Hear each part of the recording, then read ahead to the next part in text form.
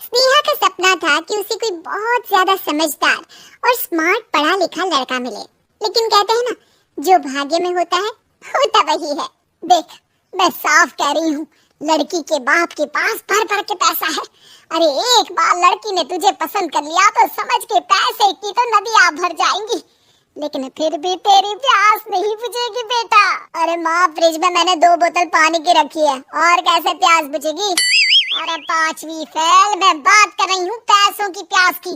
तू गवाह नहीं समझेगा इस बात को, बस तुझसे लोगों की नौकरी करवा लो। वो क्या है ना आशीष की माँ, वो सीधा है, और जिसे तू लोगों की नौकरी बोल रही है ना, वो आशीष का प्यार है अपने लोगों के लिए, जिनसे वो प्यार करता है या जिनसे जुड़ा हुआ है वो। अरे जमाना नहीं रहा वो। अरे आज की डेट में तो ना बेटा माँ का है, ना ही पति पत्नी का।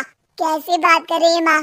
चाहे दुनिया यहाँ की वहाँ क्यों ना हो जाए, मैं आपके बिना नहीं रह सकता, ना ही मैं आपको कभी धोखा दे सकता हूँ। अरे हाँ, ठीक है ठीक है। देख, लड़की को पढ़ा लिखा लड़का चाहिए तो वहाँ चुप रहना, जबान खोलेगा तो पता चल जाएगा कि 5वीं पास है।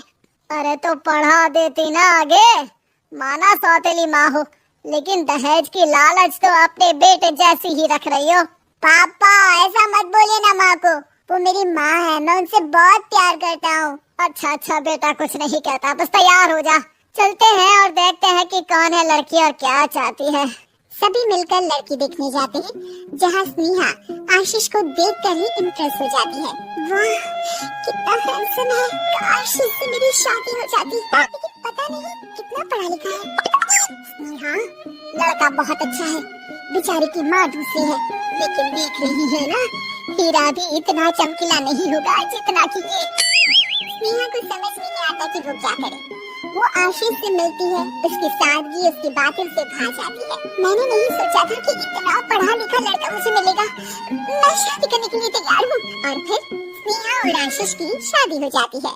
शादी के बाद सासू माँ कहती है, अरे बेटा, वो तेरे जेवर मुझे दे दे, मैं संभाल कर रख दूंगी। स्नेहा, जो कि खुद भी एक समझदार लड़की थी, नहीं नहीं, मैं अपने जेवर नहीं दूंगी, उसके लिए तो मैंने पहले ही लॉकर खुलवा लिया था माँ जी। ये मेरी कुछ आर्टिफिशियल ज्वेलरी है, इसे रख लीजिए। वैसे मेरी अलमारी में जगह नहीं है ना। सास बेचारी नई नई बहू से क्या उलझती। सुनिए जी, मैंने आपके लिए खाना और नाश्ता बना दिया है, ऑफिस कब जाना है? कौन से ऑफिस में हो? मैं तो घर का सारा काम करता हूँ। क्या बात कर रहे हैं?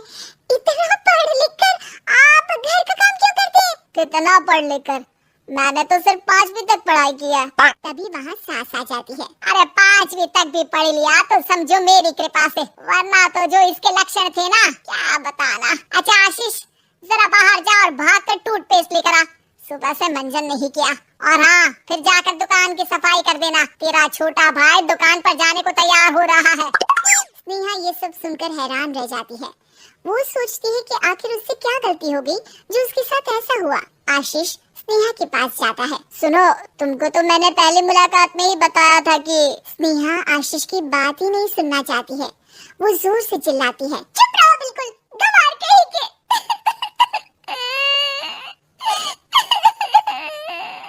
कितना बड़ा धोखा हो गया मेरे साथ, अब मैं इस घर में नहीं रह सकती।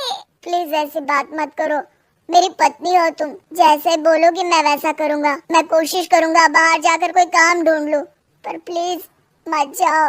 चुप रहो गंवार कहीं के, मैं तुम्हारे जैसी की बीवी हो ही नहीं सकती। आशीष स्नेहा को लाख समझाने की कोशिश करता है, लेकिन वो अपने मायके चली जाती है। माँ चलिए ना, स्नेहा को मना कर लेकर आते हैं। अरे जाओ, मनाने जाए मेरी झूठी, इतना घमंड जैसे कलेक्टर हो कहीं की महारानी। अरे मैं तो तुझे कहूंगी कि तू भी भूल जा, हमने नहीं भगाया, खुद ही तो गई है। माँ वो बीवी है मेरी, मैं प्यार करता हूँ उससे, मैं जा रहा हूँ उसे लेने। वहीं स्नेहा के घर पर, माँ वो तो कुछ काम ही नहीं करता, घर का नौकर है, 5वीं पास, मैं नहीं रह सकती ऐसे आदमी के साथ। माँ बेटा, वो लड़का बहुत अच्छा है, उसकी तारीफ मैंने हर किसी से सुनी है, तेरा पति है, अब तक एक गलत माँ के साथ रह रहा था, तू संवारेगी तो संवर जाएगा। तभी वहाँ आशीष आ जाता है। मुझे माफ कर दो स्नेहा, पर प्लीज मुझे छोड़कर मत जाओ, मेरी माँ के जाने के बाद मुझे तुम्ही से सारी उम्मीद है, तुम जैसा कहोगी मैं करूँगा, पर प्लीज मेरे साथ रहो।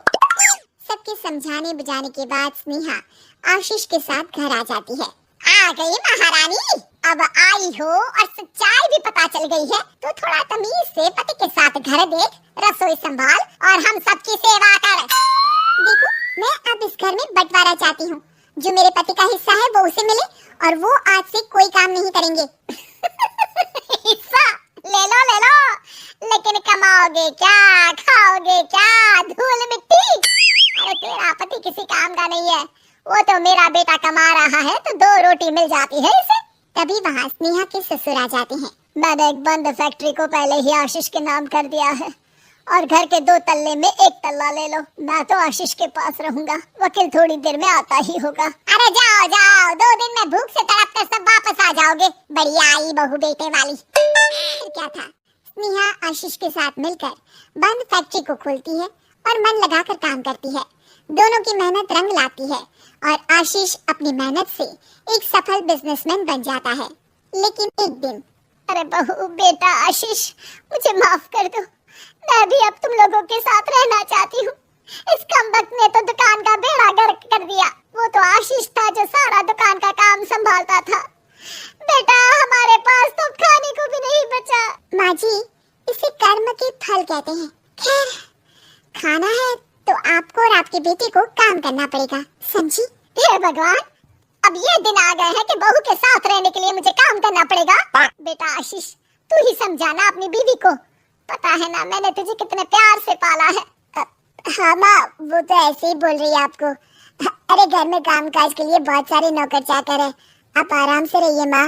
स्नेहा आशीष का अच्छा और सरल सच्चा व्यवहार देखकर मन ही मन सोचती है, मेरा पति गवार ही सही लेकिन दुनिया का सबसे अच्छा इंसान है।